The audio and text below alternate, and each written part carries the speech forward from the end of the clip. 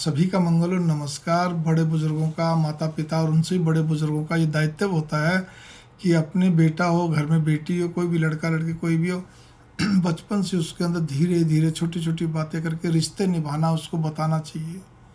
रिश्तों की अहमियत बतानी चाहिए। परिवार में, फिर परिवार से बाहर और बड़ा परिवार में, फिर कुनबे में।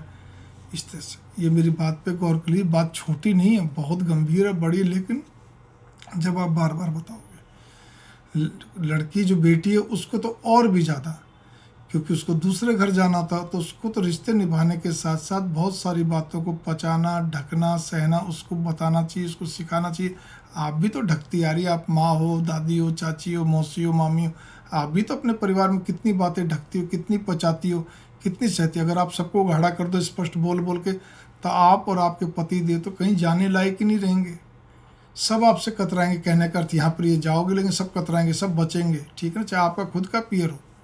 ठीक है, और जल्दी से कोई आपका सहायगा नहीं कि ये तो बहुत स्पष्ट बोलते, पता नहीं कब जबान पकड़ ले, होगी ना समस्या खड़ी। तो बच्चों को ये चीज़ें समझाओ कि बेटा, ये बात तो बेटे को भी होना चाहिए, पचाना, ढकना कहते हैं, और जो सहना। ठीक है ना, बेटी को थोड़ा जोर दे के मैंने इसलिए बोला कि उसको दूसरे घर भी जाना होता है। परंपराएं, रीति रिवाज बेटे को भी समझाओ, बेटी को भी समझाओ। सारी चीज़ें हमें कैसे निभानी चाहिए, क्या हम लोग इस बारे में कुछ बोलते नहीं बच्चों को। बच्चे भी हर चीज़ को नेगलेक्ट करते हैं। उनको अंदर रुचि पैदा करो जब तक पा रहे हैं। हम खाने में भी रुचि नहीं पैदा कर पाते, और बच्चे को जो पसंद आता है वो सुबह का नाश्ता। आप, मैं सुबह के नाश्ते का कर रहा हूँ, कोई भी भारी आइटम नहीं लेते हैं, मतलब अच्छे हेल्दी आइटम करना चाहिए। हेल्दी का अर्थ क्या लेता हूँ मैं, तो मोटे तौर पर एक चीज़ जानता हूँ, रोटी या परोठा, बस। मैं तो दो ही चीज़ जानता हूँ इस चीज़ को लेके, कि डट के खा के जाए। वो जिसकी चीज़ के साथ खाए, अचार के साथ खाए, सब्जी के साथ खाए, मक्खन के साथ खाए, घी के साथ खाए, जैसा भी हो। ठीक है ना, 2 पराठे और 2 रोटी भी अगर डेली खा ले दही के साथ भी, तो मैं कहता हूँ गजब काम है। दूध के साथ खा ले, गजब काम है। ठीक है, तो भावना मेरी ये है। लेकिन आमतौर पर बच्चे खाते ही नहीं है। कई बच्चों को तो मतलब सच पूछे तो ब्रेड तक भी नहीं खाते, बस वो खाली, वो तो कहते हैं ना, कोई फास्ट फूड मिल गया सुबह सुबह फास्ट फूड का क्या काम।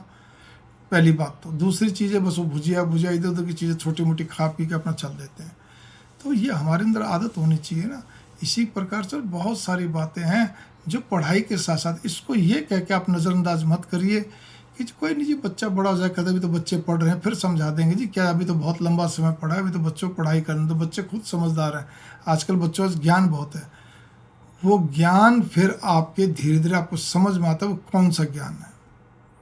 जब बच्चे या तो डरपोक निकल जाते हैं, दब्बू हो जाते हैं, फिर वो अपनी बीवी के साथ ही बस वो जो बोले वो सो निहाल, है ना, वो एक ही बात है। तो कैसे पार पड़ेगी। वो उसी की बात को बस वो करते हैं। फिर आपकी आंखों में आंसू बनते हैं कि अरे भाई ये क्या बात हो गई, है ना।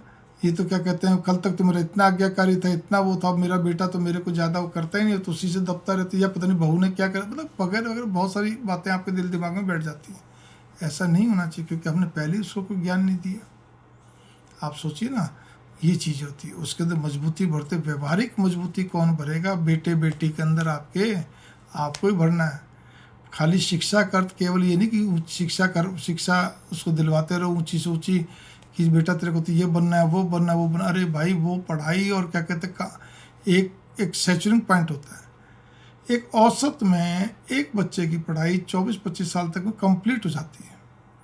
अब तो आप अगर सच कहूँ तो कोई बच्चा इंजीनियरिंग करता तो 21-22 साल में पूरी हो जाती है उसकी। तो 2 साल और लो 24 में तो 25 बोल दिया। फिर उसके बाद ज़िंदगी फिर चलती है, फिर उसमें उसको दिखते पैसे, फिर वो अपने हिसाब से अपना स्वतंत्र हो जाता है। उसको और कोई चीज़ समझ में, आप चाहे कितना ही कहो, बस आप क्या गया तो चुपचाप हाँ हूँ करता रहेगा, करेगा वही जो उसके मन में आएगी, अपनी स्टाइल चलेगा। उसके अंदर वो एक होती है, एक विशेष ममता बोल के नहीं रहती है। बस वो दिखावा करता है कि मैं माँ तेरे को चाहता हूँ, मैं पापा तेरे को चाहता हूँ, सब कुछ। शादी होने के बाद उसमें एक है ना, जैसे धरती के अंदर कहते हैं नीचे जो परत जमी हुई कोई ना कोई प्लेट सरकती रहती है, तो वो उसकी सरक जाती है। एक कहने का एक थोड़ा एक पैरोडी इसको बनाया मैंने, जिससे कारण से उसके अंदर एक अजीब किस्म की एक फितरत पैदा हो जाती है। अब वो सोचता है बीवी को खुश रखना भी जरूरी, ज़िंदगी तो इसके साथ निकालनी है, मैं दूर हूँ पास हूँ जैसे भी हूँ।